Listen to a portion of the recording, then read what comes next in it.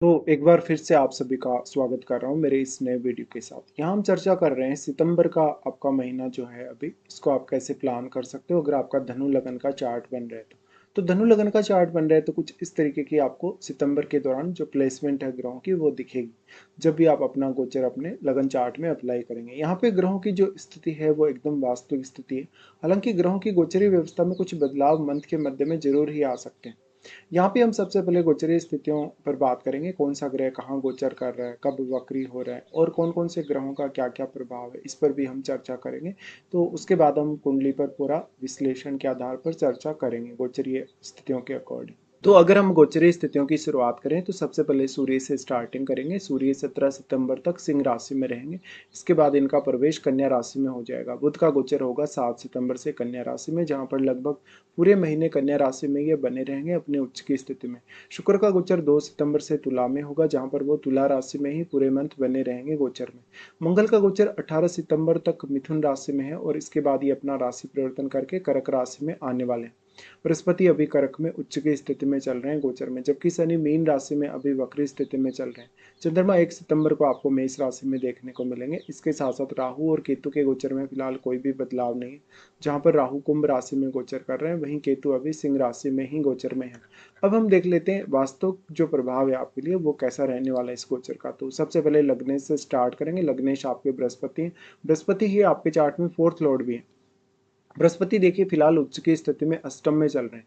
सबसे ज्यादा यहाँ जो बृहस्पति इंपैक्ट डालेगा वो आपके सिक्स सेंस पे डालेगा, आपके स्वास्थ्य पे डालेगा, आपकी अंडरस्टैंडिंग पे डालेगा, आपको किसी भी पर्टिकुलर विषय के लिए बहुत ज्यादा गहराई प्रदान करेगा, आपके मन को बहुत ज्यादा गहराई प्रदान करेगा। ऐसा जो गुरु है वो रिसर्च के लिए अच्छा है, अकल्ट के लिए काफी अच्छा है। अगर आप कोई ऐसे प्रोफेशन से जुड़े हैं तो आपको डायरेक्टली फायदा होगा। ऐसा गुरु है तो आपकी बहुत सारी हिडन इच्छाएं होंगी, आपकी हिडन थॉट्स होंगे जो कि आप किसी के सामने जाहिर नहीं करना चाहते या लाना नहीं चाहते।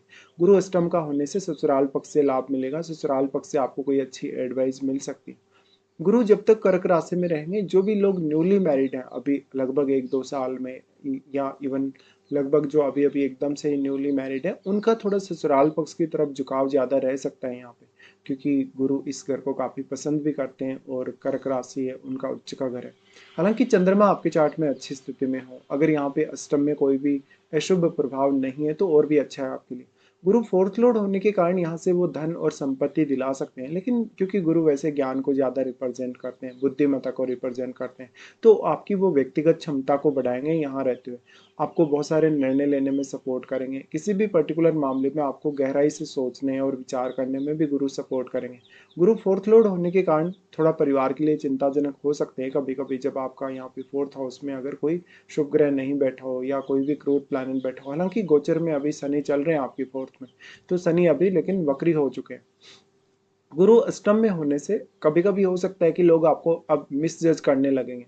आपको बहुत अच्छे से लोग समझ नहीं पा रहे, आपकी बातों को नहीं अंडरस्टैंड कर पा रहे। गुरु सबसे पहले अगर देखा जाए तो दृष्टि डालेंगे 12वें घर पे, जहाँ पे 12वें घर पे दृष्टि डालते हैं गुरु तो वो आपको हायर स्टडीज के लिए विदेश ले जा सकते हैं, रिसर्च के पर्पज के लिए, अकल्ट के पर्पज के लिए विदेश ले जा सकते हैं। इस समय आप अपने इन लॉज के साथ कोई काम करना चाहते हैं, अष्टम भाव से रिलेटेड कोई भी काम को अगर आप स्टार्ट करना चाहते हैं तो वो भी आप कर सकते हैं। गुरु की दृष्टि 12th हाउस पे होने से मेजरली आपको आध्यात्म में मदद मिलेगी आगे बढ़ने में।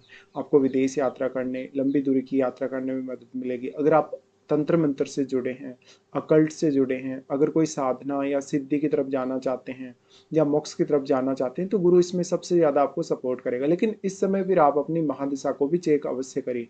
क्या अगर आपको गुरु की महादशा है, अगर इस समय आपकी गुरु की महादशा चल रही होगी तो गुरु इसमें और भी ज्यादा इफेक्टिव हो जाएगा आपके लिए। फिर गुरु दृष्टि डालते हैं सेकंड हाउस पे।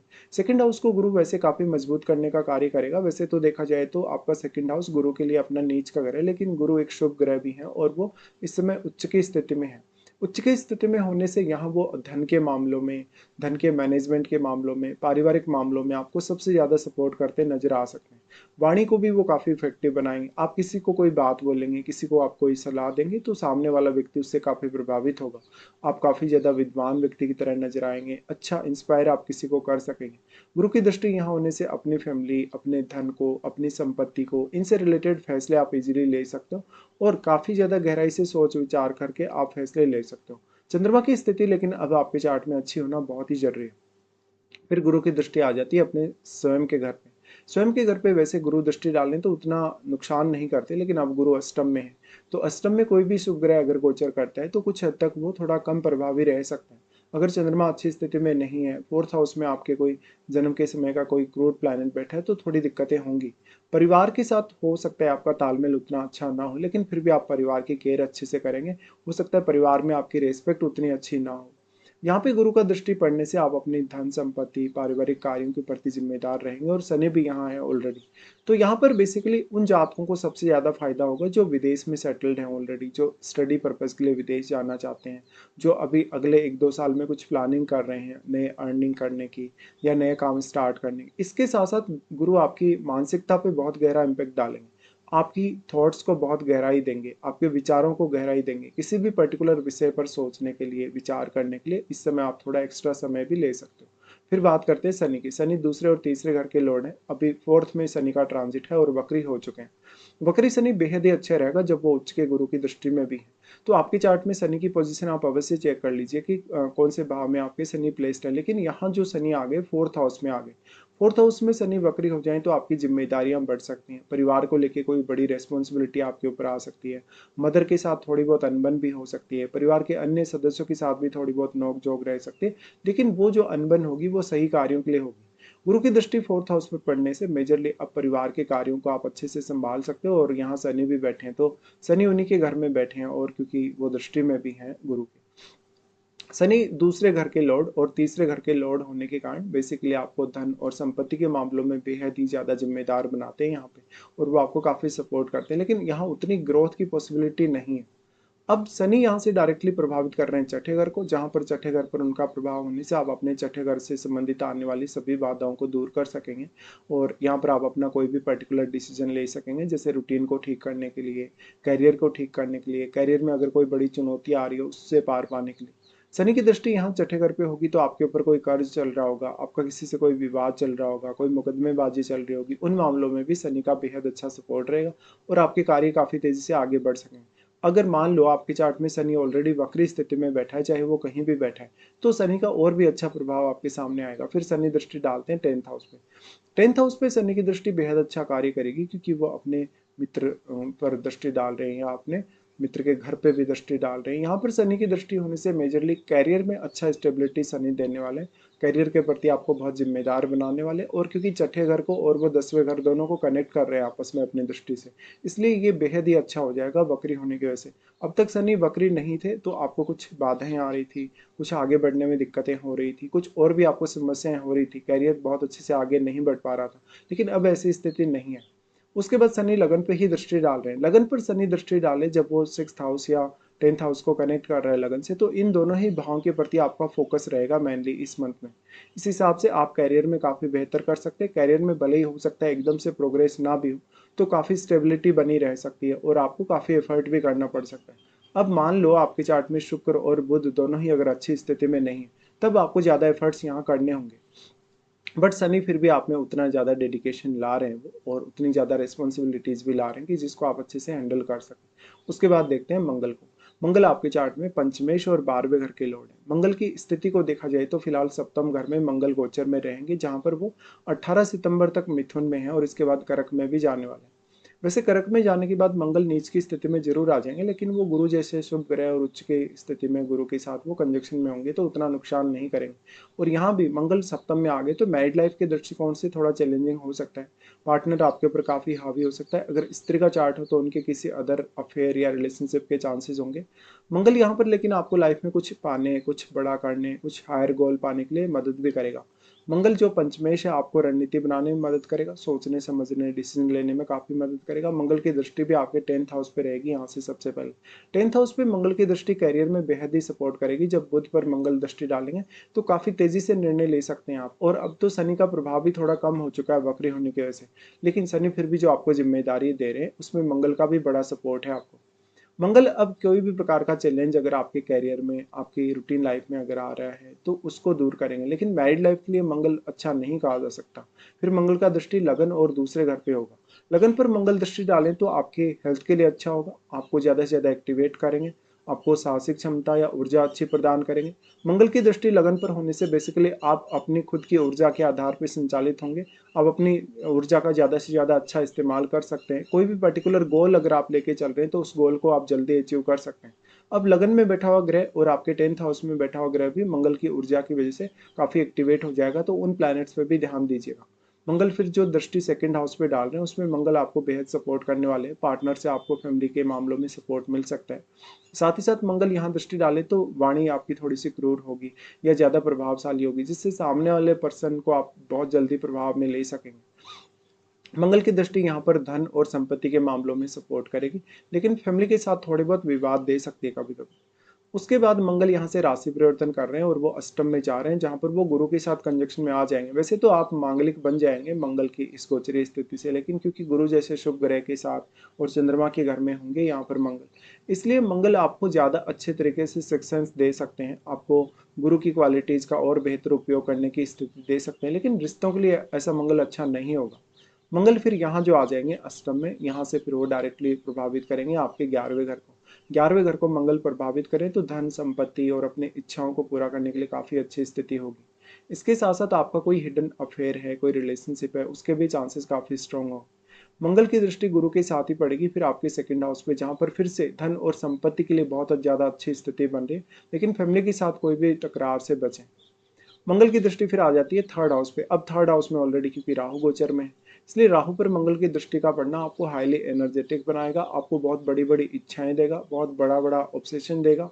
साथ में आप अपनी लाइफ में जो कुछ पर्टिकुलरली करना चाहते हैं या जिस टारगेट को लेके आप चल रहे हैं उस पर आप बहुत ही अच्छे से फोकस कर सकते हैं और कोई भी चुनौती का सामना आप इजीली कर सकते हैं। फिर देखते हैं शुक्र को। शुक्र छठे घर के स्वामी और 11वें घर के स्वामी है। शुक्र तुला में ही गोचर करेंगे इस मंथ में। अब शुक्र की स्थिति को देखा जाए तो 2 सितंबर से वो प्रवेश कर रहे हैं तुला में। शुक्र आपके नेटवर्क सर्कल के लिए बहुत अच्छा रहेगा, आपके इनकम के सोर्सेज के लिए अच्छा रहेगा, आपको काफ़ी पॉपुलर बनाएगा आपके साथ वालों में। और साथ साथ में कोई कर्ज जैसी स्थिति है, कोई भी प्रकार का चैलेंज है आपको धन संपत्ति को लेके, उसमें भी शुक्र की हेल्प आपको मिल पाएगी। शुक्र की दृष्टि यहाँ होने से, पंचम पर होने से, मेनली प्रेम संबंधों के बहुत ज़्यादा चांसेस रहते हैं या अपोजिट जेंडर से आपको काफ़ी अट्रैक्शन शुक्र दे सकते हैं। लेकिन शुक्र क्योंकि छठे घर के लॉर्ड हैं और लाभ स्थान में आए, तो अगर आपने कर्ज वगैरह ले रखा हो उससे लाभ हो सकता है। आपको कोई भी अन्य व्यक्ति ने उधार दिया हो, पैसा आपने किसी से लिया हो, उससे भी लाभ हो सकता है। इसके बाद हम देखते हैं बुध को। बुध आपके सप्तमेश और आपके 10वें घर के लॉर्ड हैं। 10वें घर में ही बुध गोचर में रहेंगे अभी। तो लगभग 7 सितंबर से क्योंकि इनका प्रवेश हो रहा है, 7 सितंबर से फिर ये पूरे महीने यहाँ रहने वाले हैं। तो बुध सबसे ज़्यादा एक तो शनि से प्रभावित है यहाँ पर, इसके साथ साथ मंगल से भी प्रभावित है। बुध इस प्रकार से अपने मूल त्रिकोण घर में अपने उच्च की स्थिति में होंगे, तो कैरियर के लिए रणनीति बनाने, कैरियर स्पेसिफिक गोल सेट करने में आपको काफ़ी मदद मिल सकती है बुध से। इसके साथ साथ बुध अपनी दृष्टि चौथे घर पर भी डालेंगे, जहाँ पर वो आपको मैनेज करने में हेल्प करेंगे चौथे घर को, तो आपको संपत्ति या परिवार को अच्छे से मैनेज कर सकते हो। इसके बाद चंद्रमा को देखते हैं। चंद्रमा अष्टमेश है और आपके चार्ट में चंद्रमा की स्थिति बन रही है स्टार्टिंग में पंचम भाव में। पंचम भाव का चंद्रमा थोड़ा इमोशनल तो जरूर बनाएगा, लेकिन अचानक कहीं से धन का लाभ हो सकता है, कहीं ना कहीं किसी से आप बहुत ज्यादा इमोशनली अटैच हो सकते हैं, कोई नए प्रेम संबंध की शुरुआत हो सकती है। चंद्रमा फिर आ जाते हैं लगभग 3-4 तारीख के आसपास आपके छठे घर में।